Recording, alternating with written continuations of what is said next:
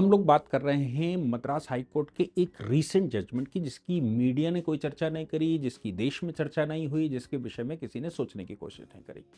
मैं समझता हूं ये जजमेंट देश में आंख खोलने वाला है कि मंदिरों की कुदशा, ये वो नहीं है कि जस्टिस स्वामीनाथन ने दिया हो, ये एक लेटेस्ट है और ऐसा उत्कृष्ट इलस्ट्रेशन देश में मिलता नहीं है कि क्या राज्य सरकार किसी भी मंदिर की जमीन को लीगल करके उसका ऑक्शन कर सकती है, उसकी नीलामी कर सकती है। 200 एकड़ जमीन मस्जिद के नाम और मस्जिद और मुसलमान जो रहते थे या जिन्होंने इंक्रोचमेंट करके रखा था, उनको आप सोचिए कि नीलाम कर दी।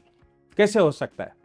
ऑलरेडी मद्रास हाई कोर्ट के सामने एक केस है जिसमें मद्रास हाई कोर्ट ये पूछ चुका है कि 47,000 एकड़ जमीन मंदिरों की आखिर गई कहां। 47,000 एकड़ जमीन, 47,000 एकड़ जमीन का भी माजरा समझ लीजिए कि सरकार के पास जो Hindu religious and charitable endowment act के तहत जो रजिस्टर है, जिसकी उसके पास कॉपी है, जिसका उसके पास डेटा है, उस डेटा में पुराने डेटा और नए डेटा, यानी कि आज इन दोनों में 47,000 एकड़ जमीन कम है। आखिर ये जमीनें गई कहां? क्या होता है? अब ये तो जमीन वो है जो इनक्रोच हो गई, सरकार ने अपने डेटा को संशोधित कर लिया और संशोधित करने के बाद उसने कहा कि भाई हमारे पास इतनी जमीन अब है जो हिंदू रिलीजियस एंडोमेंट एक्ट के तहत ये कमिश्नर के पास है या सरकार के उस डिपार्टमेंट के पास है। 47,000 एकड़ भूमि तो वो है जो कि उन्होंने अपने रजिस्टर से ही हटा ली। ऐसा एक illustrative case honourable high court के पास गया, 2 जजेस की बेंच ने डिसाइड किया और माथा अपना पीट ही लिया होगा, इसमें कोई दोहराए नहीं। उन्होंने कहा when the fence Yeats their own land, जिसको रखवाली करने के लिए रखा गया था, जो बाड़ बनाई गई थी, वो बाड़ भूमि खा रही है। यानी कि हिंदू रिलीजियस एंडोमेंट एक्ट के तहत मंदिरों से ट्रस्टी कुछ गलत ना कर ले, ट्रस्टी उस जमीन को हड़प ना जाए, ट्रस्टी किसी को कब्जा ना करवा दें, ट्रस्टी या जो जिनके कब्जे में है मंदिर पुजारी ये कुछ गलत ना कर ले, इसलिए सरकार बैठ गई थी। हालांकि ये कोई नई बात नहीं है। आपको याद होगा कि तमिलनाडु के अंदर, मद्रास के अंदर जब ईसाइयों ने कब्जा किया, यानी कि अंग्रेज सरकार ने कब्जा किया, तब उन्होंने भी एक इनके प्रभुत्व को लेकर, इनके शासन को लेकर उन्होंने कानून पास किया था। बाद में वहां हंगामा हो गया था तो अंग्रेज सरकार ने वापस कर दिया था। लेकिन जब स्वतंत्र हुए तो स्वतंत्र में जब सरकार बैठी तो उसने हिंदू रिलीजियस एंडोमेंट एक्ट पास करके जमीन अपने कब्जे में ले ली और ये मंदिर अपने कब्जे में ले लिया। उद्देश्य ये था कि कोई भी मंदिर में जो ट्रस्टी बैठा हुआ है या जो ट्रस्ट बैठी हुई है या जो लोग बैठे हुए हैं मंदिर में, वो उसकी भूमि, उसकी संपदा, उसकी प्रॉपर्टी, उस मूर्ति और जो भी खजाना है उसका दुरुपयोग ना करने पाए। तो वहां पर एक कमिश्नर बिठा दिया गया और कमिश्नर से यह कहा गया कि भाई तुम ध्यान रखोगे कि ये गलत ना कर पाए, ये तुम्हारा सिर्फ ऑब्जर्वेशन का फंक्शन है कि इसको ऑब्जर्व करो कि कुछ गलत ना होने पाए, बाकी ये जो चला रहे हैं वो चलते रहे। बाद में तमिलनाडु में सरकारें बदली तो सरकारें, जब हिंदू विरोधी सरकारें बैठ गई तो उन्होंने एक नया काम कर दिया, ट्रस्टियों को रिप्लेस करना शुरू कर दिया, ट्रस्टियों को हटाना शुरू कर दिया। ट्रस्टियों को हटाकर ट्रस्टी को पहले विवादित किया कि इसने ये गलत किया है, इसने मंदिर का पैसा निकाल लिया, इसने आरती में पैसे कम डाले, इसने पैसे वैसे जो भी विवाद खड़ा किया और कहा कि इनके बीच में विवाद है। तो ज्यादातर मंदिरों में सरकार बनाम ट्रस्टी के मुकदमे हो गए। एग्जीक्यूटिव ऑफिसर बिठा दिया गया। शुरुआत में मंदिरों में कार्यकारी अधिकारी राज्य सरकार ने बिठा दिया, एंडोमेंट एक्ट के तहत कमिश्नर ने बिठा दिया, वो जो राज्य सरकार बैठी उसने बिठा दिया। मंदिर के जो वंशानुगत ट्रस्टी हैं उनको हटा दिया गया। मैं जिस मंदिर की बात करने जा रहा हूं वो बहुत मशहूर मंदिर है तमिलनाडु का, अन्नामलाई नाथर मंदिर। अन्नामलाई नाथर मंदिर की भूमि की नीलामी करके और मस्जिद को दे दी राज्य सरकार ने भूमि। जब हाई कोर्ट में वो मामला गया, और मामला गया कैसे, आप सोचिए कि हाई कोर्ट ने, मतलब वो राज्य सरकार ने बिकवा दिया, बिकवाने में लीलामी हो गई, उनके नाम प्रॉपर्टी ट्रांसफर हो गई, मस्जिद बन रही थी, बन गई और बढ़िया, और बाकी लोगों जो वहां बैठे हुए थे, बिल्डर लॉबी बैठी हुई थे, वो सब वहां पर बैठ गए। एक सज्जन वहां, उन्होंने देखा कि भाई ये है, तो सज्जन केजी कृष्णन नाम के, मैं उनको सैल्यूट करता हूं और मैं कहता हूं कि देश में केजी कृष्णनों की इस समय जरूरत है। केजी कृष्णन ने रिकॉर्ड खंगाले और रिकॉर्ड खंगाल कर पता लगा कि भाई इस मंदिर के पास तो बहुत सारी जमीनें थी। ये जो मस्जिद बनी हुई है, ये जो और चीजें बनी हुई हैं, तमाम इस्लामिक स्ट्रक्चर बने हुए हैं, ईसाई स्ट्रक्चर बने हुए हैं, और जो बिल्डर ने, बिल्डिंग लॉबी ने बिल्डिंगें बना दी हैं, ये जमीन तो सरकारी रिकॉर्ड में 1890 में ये सरकार है, ये मंदिर है।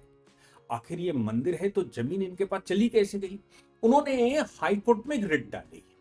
हाई कोर्ट में रिट डालकर उन्होंने कहा कि भाई ये जो मस्जिद बनी हुई है, ये जो है, ये जमीन तो मंदिर की है, अन्नामलाई मंदिर की है, और ये मंदिर की जमीन चली कैसे गई? तो सरकार आई, हिंदू रिलीजियस एंडोमेंट एक्ट के अधिकारी आए, उन्होंने कहा साहब कि ये नीलाम करी गई थी, बाकायदा नीलामी हुई थी, नीलामी प्रॉपर करी गई थी। क्या हुआ? सबसे पहले ये पता लगा कि ट्रस्टी को हटाया, ट्रस्टी को हटाकर ईओ बिठाया, ईओ बिठाकर जमीन का जो कैटेगरी है वो कैटेगरी बदल दी। जमीन की कैटेगरी पहले मंदिर भूमि होती थी, बाद में उसको बंजर भूमि या मंदिर के लिए अनुपयोगी भूमि, मंदिर भूमि तमिलनाडु में कहते हैं कोविल पोरम्बोक की जमीन, अब इसको हटाकर धार्मिक उपयोग की नहीं भूमि है, या जो बंजर भूमि है, या जो कुल मिलाकर मंदिर के उपयोग की भूमि नहीं है, खाली पड़ी हुई है, इस भूमि उसको दर्ज कर दिया गया। दर्ज करने के बाद एक हवाला दिया गया कि साहब मंदिर, अब ईओ बैठा हुआ है, अभी मंदिर ट्रस्टी चला रहा था तब ठीक ठाक चला रहा था, अब ईओ बैठ गया। ईओ ये कह रहा है, यानी कि एग्जीक्यूटिव ऑफिसर ये कह रहा है कि साहब मंदिर चलाने के लिए हमारे पास धन नहीं है, मंदिर की मेंटेनेंस हम नहीं कर सकते।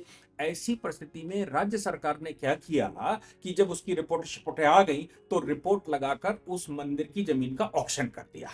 ये कहा कि भाई ये जमीन हम ऑक्शन करते हैं, बहुत पुराना नहीं, 2018 का मामला है, कि हम इसको ऑक्शन करते हैं, ये जमीन चूंकि मंदिर के लिए चाहिए इसलिए। अब उसके विज्ञापन भी सही से नहीं किए गए। राज्य सरकार ने क्या किया कि चुनिंदा बोलीदाताओं को बुलाया और ये कहा, देखिए मजे की बात है, नीलामी में कुछ खास स्थानीय प्रभावशाली व्यक्तियों और संस्थानों, जिसमें मस्जिद उल तकवा के प्रतिनिधि और कुछ बिल्डर शामिल थे, इनको बुला लिया और कहा कि भाई लगाओ बोली। इसके बाद एक और चीज तय कर ली, और तय ये कर लिया कि जो जैसी स्थिति में है, यानी कि इस जमीन पर जिसका कब्जा है, जो मस्जिद बनी हुई है, जो लोग वहां बैठे हुए हैं, जमीन उनको हम ट्रांसफर कर देते हैं। नीलामी भी नहीं, मतलब नीलामी में अपने ही लोग बुलाए, वहीं के लोग वो सब बैठ गए जो जिनका कब्जा था, मस्जिद वाले और बाकी लोग, उनके सामने भी ये शर्त रख दी कि भाई ये जो शर्त ये है कि वही लोग इसमें बैठ सकते हैं जिनका कब्जा है। करोड़ों अरबों की 200 एकड़ जमीन, अरबों की जमीन वो ट्रांसफर कर दी इन लोगों को, मस्जिद बन गई, मस्जिद वैलिड हो गई। जब ये केस फाइल हुआ तो उन्होंने कहा भाई कि भाई हिंदू रिलीजियस एंडोमेंट एक्ट, तो हाई कोर्ट ने जब पूरी सुनवाई करी और हाई कोर्ट के सामने इन्होंने कहा कि साहब वो मंदिर हम चला नहीं पा रहे थे, ऐसा था वैसा था, तो उन्होंने कहा देखिए मंदिर की जो भूमि है उसकी दो शर्तें हैं, हिंदू रिलीजियस एंडोमेंट एक्ट के तहत उसकी दो शर्तें। पहली शर्त यह है कि बिना कमिश्नर की अनुमति के कोई भी डिसीजन नहीं लिया जा सकता फेरबदल का, पहली बात।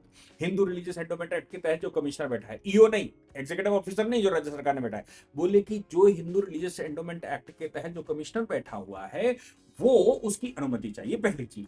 दूसरी बात यह है कि उसकी अनुमति भी अगर वो देता है तो मंदिर के उद्देश्य के लिए देना चाहिए। मंदिर के उद्देश्य से परे अगर कोई अनुमति दी जाती है तो वो अनुमति वैलिड नहीं है। अब ये कहते हैं कि साहब जो क्वेश्चन सब वो कह रहे हैं कि साहब हम ये मानते हैं कि हमने एक गड़बड़ी हो गई है और चूंकि लोग कब्जे में थे इसलिए हमने उनको ही ऑक्शन के लिए पहली प्रेफरेंस दी, बाकी लोगों को हम। हाई कोर्ट की दो जजेस की बेंच ने कहा यह विषय ही नहीं कि आपने ऑक्शन की या नहीं की, उन्होंने कहा ऑक्शन करने का जो ग्राउंड था वही इलीगल है, क्योंकि डाइटी की अनुमति के बगैर जो वहां डीटी बैठे हैं, यानी कि देवता बैठे हैं, देवता की अनुमति के बगैर निर्णय ही नहीं लिया जा सकता। और देवता चूंकि बच्चा होता है, देवता बच्चा होता है, चूंकि बच्चा होता है इसलिए उसके गार्जियन के नाते कोर्ट होती है। तो जैसे गार्जियन, जैसे एक माइनर की संपत्ति है, किसी भी माइनर की, उसके सगे माता पिता भी माइनर की संपत्ति बिना अदालत की अनुमति के नहीं बेच सकते। एक माइनर की संपत्ति उसकी दादी दे गई, उसकी नानी दे गई, वसीयत कोई कर गया, किसी ने उसको ट्रांसफर कर दी, किसी तरह से आई, माइनर के पास जो संपत्ति है उस संपत्ति का भी अगर उसके सगे मां बाप भी डिस्पोजल करना चाहते हैं तो वो उसका डिस्पोजल नहीं कर सकते जब तक कोर्ट की अनुमति ना हो, बच्चे की भलाई के विषय ना हो।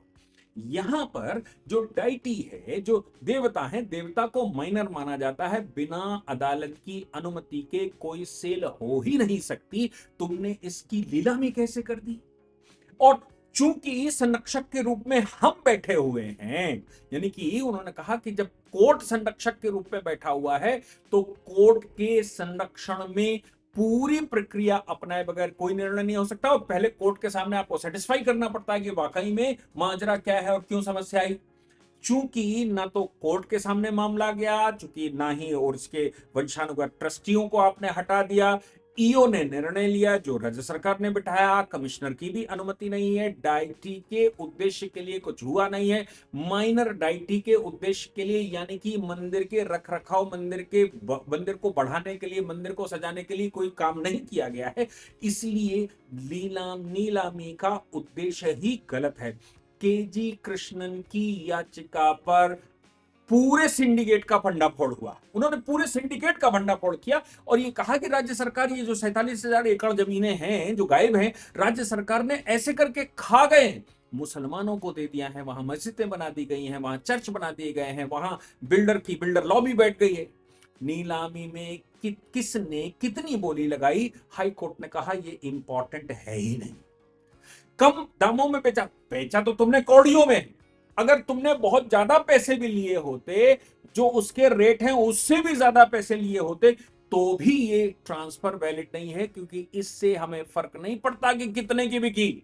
बात यह है कि जमीन देवता की थी और देवता की ही रहेगी।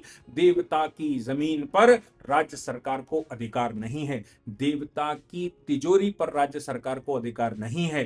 देवता के चढ़ावे पर हिंदू रिलीजियस एंडोमेंट एक्ट के तहत कमिश्नर को या राज्य सरकार को अधिकार नहीं है। ये तो केवल देवता को ही, और ये सुप्रीम कोर्ट में पहले ही आ चुका है, जिसमें सुप्रीम कोर्ट भी कह चुका है कि जो देवता का पैसा है, उसका जो चढ़ावा आता है, उसके पास जो रख रखाव का पैसा है, वो ट्रस्टी भी, या उसकी जमीनें या उसकी प्रॉपर्टी या मंदिर के पास जो भी खजाना है, वो खजाना या उनको भी ट्रस्टी भी उसका दुरुपयोग नहीं कर सकते। ट्रस्टियों को भी अधिकार नहीं है, भले ही वंशानुगत हो। उनको कंट्रोल करने के लिए ही तो इनको बिठाया गया था, हिंदू रिलीजियस एंडोमेंट एक्ट के तहत इनको ही बिठाया गया था। लेकिन अब ये दोनों मिलकर ट्रस्टी को अलग कर दिया, और ट्रस्टी जो जिससे ट्रस्टी से खतरा था, वही काम ये लोग कर रहे हैं। इसलिए इस मामले में ये पूरी सेल डीड निरस्त की जाती है, ये नीलामी निरस्त की जाती है, और इस पर इन्वेस्टिगेशन बिठाया जाता है कि आखिर देवता की जमीन के पीछे का ये जो खेल है वो सरकार ने कैसे खेला, कौन कौन इन्वॉल्व थे, कितने लोग इन्वॉल्व थे। आप सोच कर देखिए कि ऐसा जो केजी कृष्णन का मामला है, ऐसे तमिलनाडु में एक्टिविस्ट अगर ना हो तो तमिलनाडु के मंदिर खत्म कर दिए इन लोगों ने, हिंदुत्व को खत्म कर दिया इन लोगों ने। पूरा देश वहां चढ़ावा चढ़ाता। आप सोचो, अन्नामलाई के मंदिर में भी जो चढ़ावा चढ़ता, उसकी तो बात छोड़ दीजिए कि वो कहां गया। कह रहे हैं घाटा पड़ गया, पैसे नहीं है, पैसे नहीं है, इसलिए हम ये सब कुछ एक्टिविटी कर रहे हैं, इसलिए हम इसको बेच रहे हैं। और नीलामी करने को कोई मिला ही नहीं, केवल मस्जिद मिली, केवल चर्च मिले, केवल बिल्डर मिले, मुसलमानों के कब्जे मिले। मंदिर की जमीन को कैसे खेला गया, ये एक उत्कृष्ट इलस्ट्रेशन हमारे सामने है इस समय। मैं समझता हूं कि मद्रास हाईकोर्ट अगर ना होता तो फिर तमिलनाडु अब तक इन्होंने खत्म कर दिया होता।